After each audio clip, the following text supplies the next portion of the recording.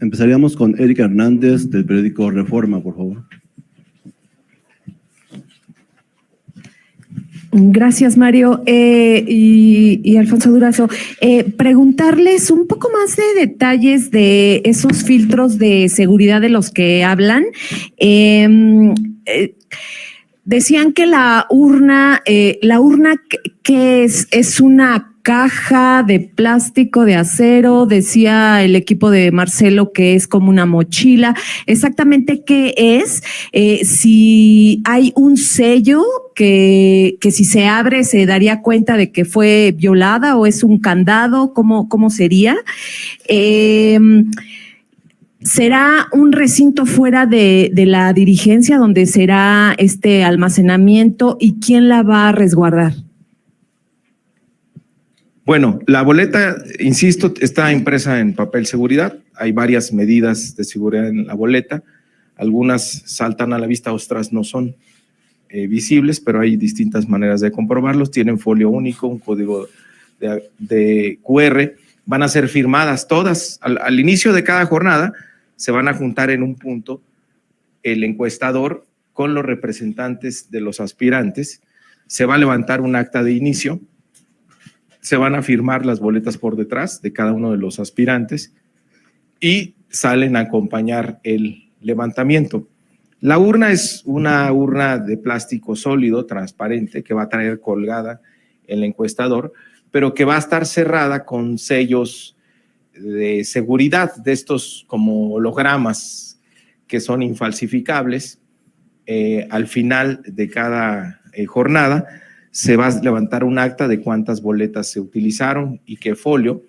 La urna permanecerá cerrada, se meterá en una bolsa de plástico transparente también de seguridad, se meterá un acta donde todos firmarán esa acta de cómo concluyó esa jornada, de qué boletas se utilizaron. Adentro del sobre de plástico, junto con la urna, pues va a ir el acta. Se cierra, esa bolsa es como la que utilizan para el traslado de valores, que es inviolable. También la tendrán que firmar los aspirantes. Podrán tomarle una fotografía a la urna transparente, cerrada, sellada. También, por supuesto, al sobre, al acta, se cerrará esa bolsa, que es inviolable, y para dar inicio a su traslado.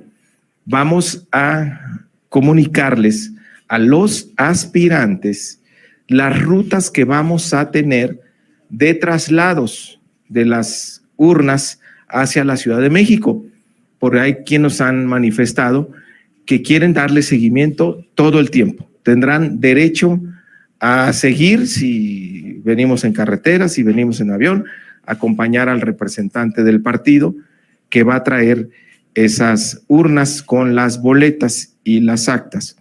Se van a depositar en un recinto de seguridad. Hemos contratado una empresa de valores para que hemos rentado una bóveda, es decir, no hay manera de que alguien pudiera intervenir. Vamos a tener un registro de cada uno de las sobres que lleguen con las urnas, y el día del conteo, a partir del 4, se trasladarán para, en presencia de los representantes de los aspirantes, se abran esos sobres, se abran las urnas, se dé cuenta de que están las boletas que ampara el acta, que tienen la firma de los representantes, y posteriormente se daría inicio al conteo. Gracias. También, perdón por seguir en los detalles, hablas de que las encuestas serán o denotan género, edad. ¿Cómo se llegó a esta conclusión? Es decir, que exactamente en esa calle o en esa casa habrá una persona de sexo masculino, femenino, de tal edad, para que dé el rango o las características de la encuesta o el diseño. ¿Y qué pasa si en esa casa no hay nadie? ¿Cómo van a determinar qué casa de esa calle continúa y si tiene las mismas características de la que allá habían solicitado? El nivel, tú eres de… Reforma. En ninguna encuesta, ni siquiera en las de Reforma, se sortean a nivel domicilio. En la última unidad de sorteo que tienes es la manzana. Es decir, empiezas sin circunscripción, después entidad federativa, después sección electoral, que hay 70,000 en el país, a partir de 3 tipos de secciones electorales, urbana, rural y mixta. Después que seleccionas la sección es la manzana, pero no te vas a nivel de domicilio. Hay reglas para la manzana seleccionada, colocarte en una esquina determinada y empezar a contar número de casas. Y lo que se va a hacer para garantizar, digamos, la representatividad de género que hay en el país, que 52% mujeres, 48% hombres, es que más o menos van a ir levantando, si levantan 5 hombres, pues que levanten 5 mujeres, para que no salga la muestra sesgada. Ya en campo van a ir haciendo esa selección de género. ¿Cómo se levantan todas las encuestas en el país por parte de todas las empresas? Gracias. Y el tema del personal que contrató la Comisión Nacional de Encuestas es personal de la dirigencia. Ya hay quejas de que la mayoría del personal de la comisión es de Veracruz y es simpatizante de Claudia. ¿Cómo garantizar que este personal que se va a contratar va a generar imparcialidad? Y si es cierto que la mayoría de este personal es de Veracruz. No se está contratando personal para el levantamiento de esta encuesta. Nosotros tenemos este personal trabajando pues con ellos por lo menos desde finales del 2020. Es un equipo técnico, es un equipo muy profesional, es un equipo que se tiene mucho cuidado de no involucrarlos nunca en ninguna actividad política, y son de todas partes del país. No tienen una determinada orientación de qué estado son. Muchos de ellos son jóvenes, tienen una formación muy especializada. Tenemos evaluaciones permanentes que se les hacen a ellos para garantizar que no tienen algún otro tipo de actividad. Gracias. Y ya por último, en este tema de la… Pero gracias, gobernador. Además, cada casa encuestadora que realizará la encuesta espejo contratará a su propio personal, claro, con total libertad. Y ya por último, en este tema de la veda, por ejemplo, hoy Ricardo Monreal emitió un comunicado, un mensaje sobre sus gastos de campaña y cómo cierra el proceso. ¿Eso está permitido o eso ya no está permitido? Y en este tema que hablan de que será un proceso muy transparente, Noroña habla ya de quejas e incluso se refiere a un documento con las características de cómo se aplicarán las encuestas. ¿Es posible transparentar este documento? Gracias.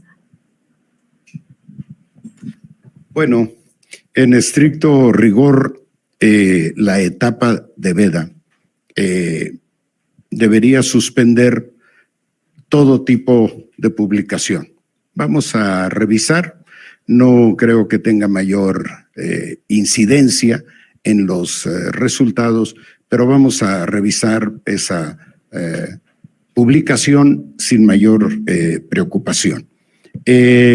Respecto al documento al que haces mención, toda la información de carácter técnico ha sido compartida ya en su totalidad con las casas encuestadoras.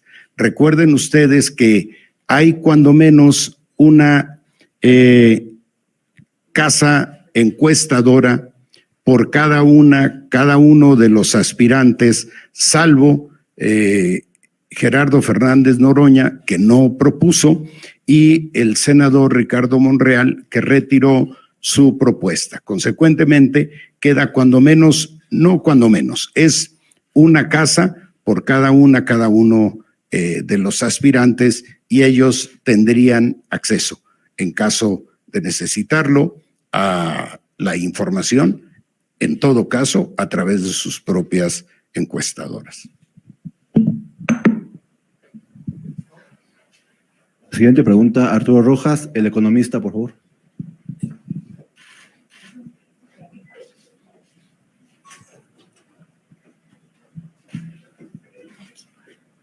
Hola, ¿qué tal? Buenas tardes a ambos. Como primera pregunta, me gustaría conocer, hablando sobre la veda electoral, si los simpatizantes de alguno de los aspirantes no la respeta, ¿el partido impondría medidas en contra del aspirante al cual se le haga promoción?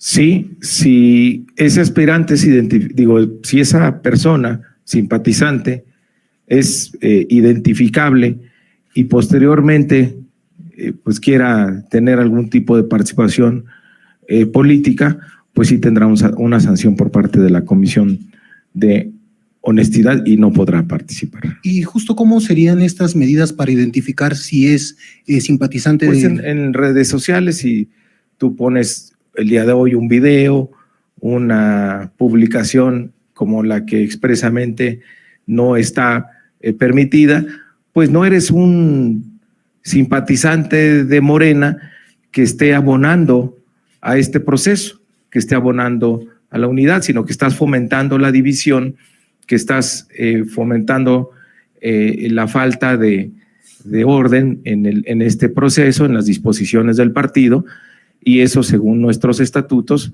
pues es motivo para generar una sanción.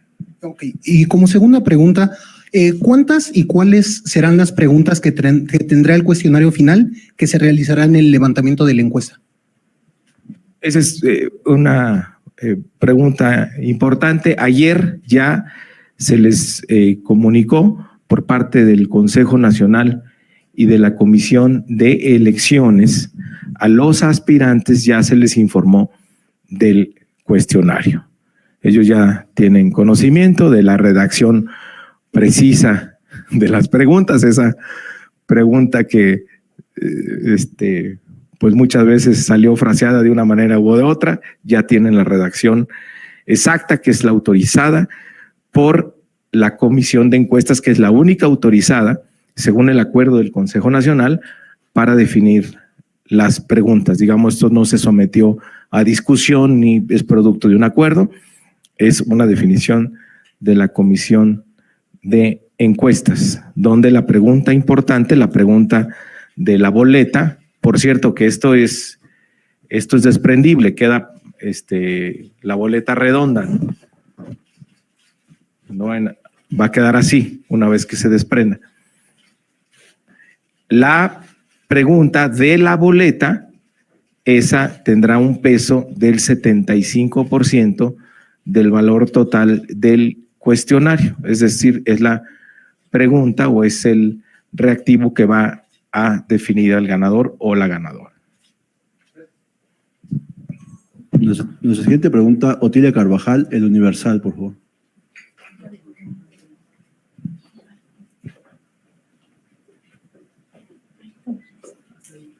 Buenas tardes, Mario. Si nos puedes precisar cuántas preguntas serían las de control y no sé si también nos puedan decir cómo queda la redacción final de la pregunta sobre qué aspirante prefieren. La verdad no te podría decir cuántas son las de control, pero son unas 6 preguntas de control, son 5 preguntas, digamos ya que son las de contenido político, más la boleta, y se termina con otra serie de preguntas, alrededor de 5, que son las que te ayudan a determinar el nivel socioeconómico de la persona encuestada, que son preguntas que utiliza normalmente la AMAI o cualquier encuestadora con este objetivo, ¿no? Determinar qué tipo de hogar estás encuestando, qué tipo de nivel socioeconómico. Bien, y para Alfonso Durazo, preguntarle, el aspirante Marcelo Ebrard dijo que le entregó unas pruebas sobre acarreo y uso indebido de recursos, principalmente de la Secretaría del Bienestar en favor de Claudia Sheinbaum. Preguntarle cuándo le entregó estas pruebas, si es así, y qué tipo de documentos le proporcionó. He sostenido varias reuniones con Marcelo Ebrard y en la penúltima de ellas me entregó alguna documentación que ha sido analizada tanto por el Consejo como por el propio Comité Ejecutivo Nacional de Morena, y en algunos casos se trata de expresiones aisladas que en ningún momento hablan de una acción concertada o de una iniciativa general o mucho menos institucional para favorecer a, B, C o D aspirante. En este caso, ¿ya quedarían concluidas las investigaciones? Están concluidas las investigaciones y podemos decir que esos señalamientos no afectan el proceso. Gracias. Nuestra siguiente pregunta, Janet López Ponce, de Milenio, por favor.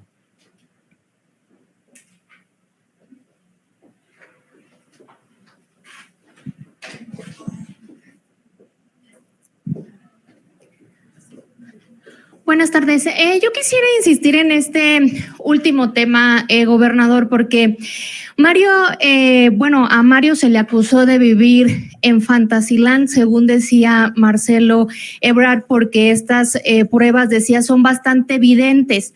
Saber exactamente cuáles fueron las pruebas que le mostró. Usted dice en términos generales que son cuestiones aisladas.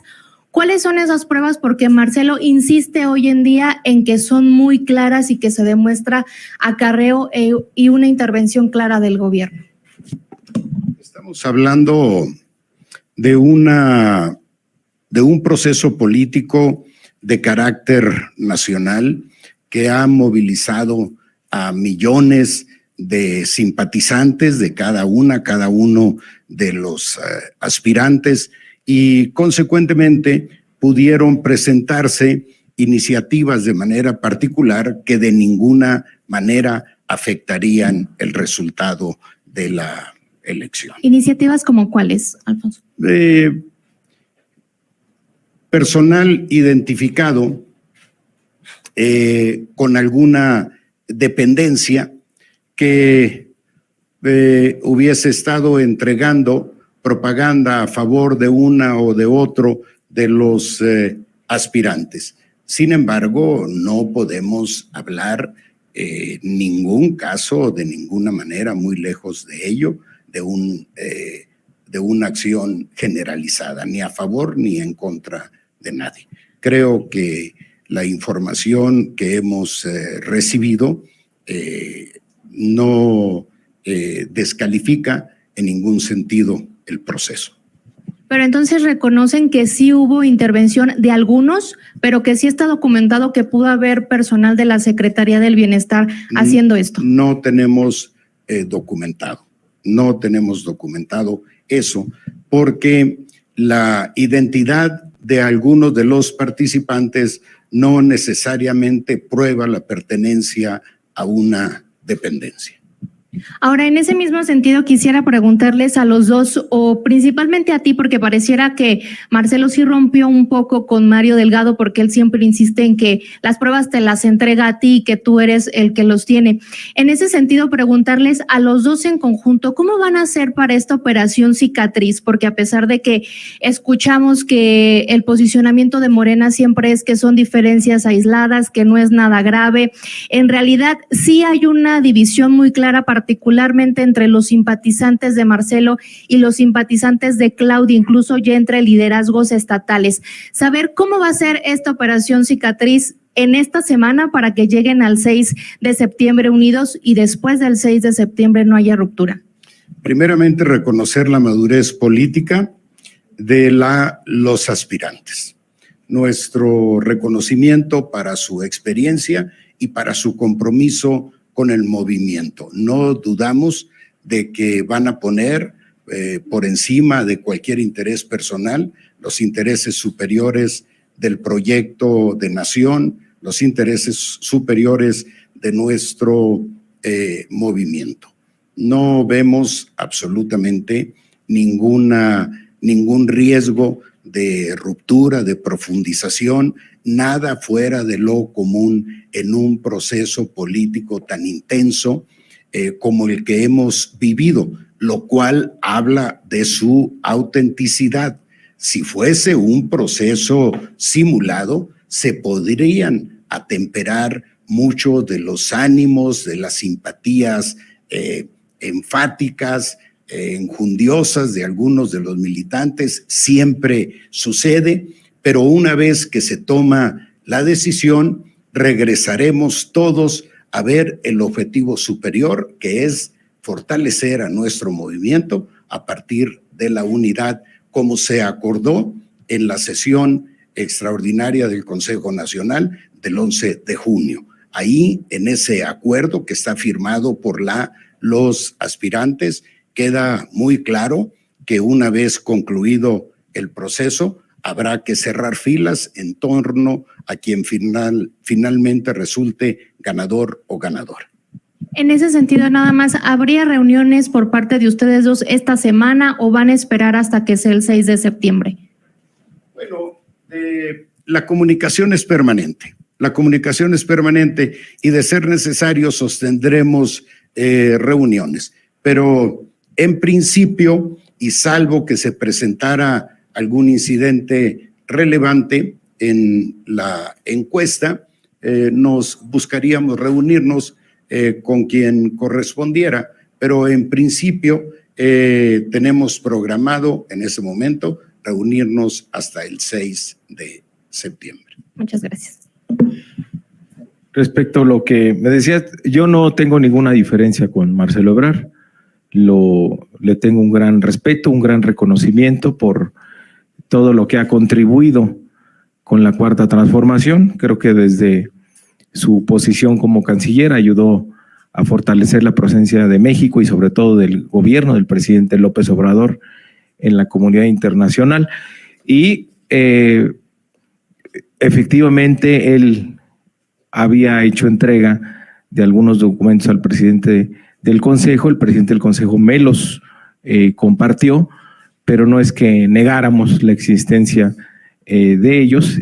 También se hizo una valoración y nosotros coincidimos con lo que acaba de decir el gobernador, pero también con lo que dijo el presidente de la República, de que su gobierno no ha interferido de ninguna manera, en ningún sentido, en el proceso interno de nuestro partido, porque lo que queremos todos es seguir preservando a Morena como un instrumento de lucha del pueblo de México, y por lo tanto la gente tiene que decidir, el pueblo tiene que decidir quién le da continuidad a este proceso histórico de transformación. Muchas gracias, presidente. ¿Ya tienen el estimado, el total de cuánto va a costar este proceso a Morena, tanto los recursos que se le otorgaron a los aspirantes como la encuesta madre que se va a realizar y toda la logística que se va a utilizar para este proceso? Desde el inicio, claro. Todavía no, un aproximado se los vamos a conocer ya que pase, con mucho gusto. De todos modos, un estimado.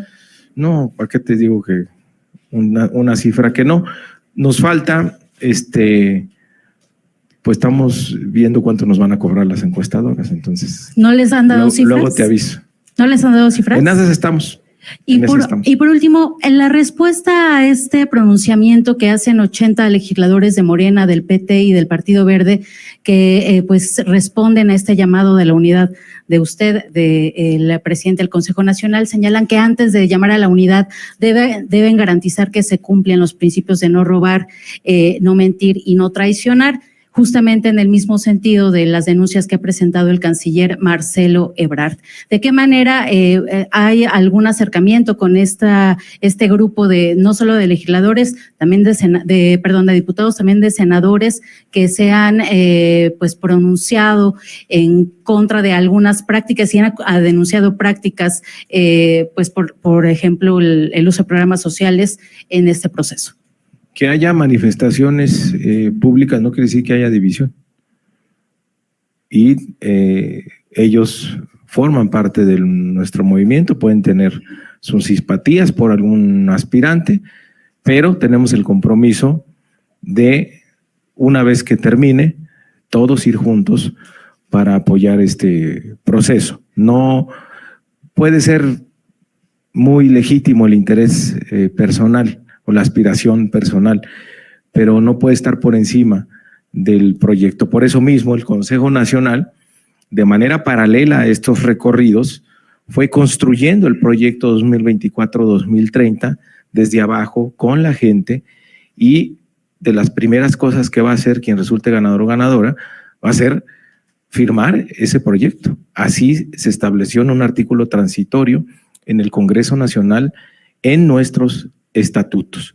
Quien resulte ganador o ganadora deberá ejecutar el programa de Morena, que es el programa que ha elaborado la gente, el pueblo de México, para darle contenido a esto que nos ha dicho el presidente, de que la siguiente etapa del movimiento es continuidad con cambio. Qué mejor que acercarse con la gente, con el pueblo, para que decida qué significa continuidad y qué hay que hacer en este cambio. Y textualmente, ¿cuál es la pregunta principal, presidente?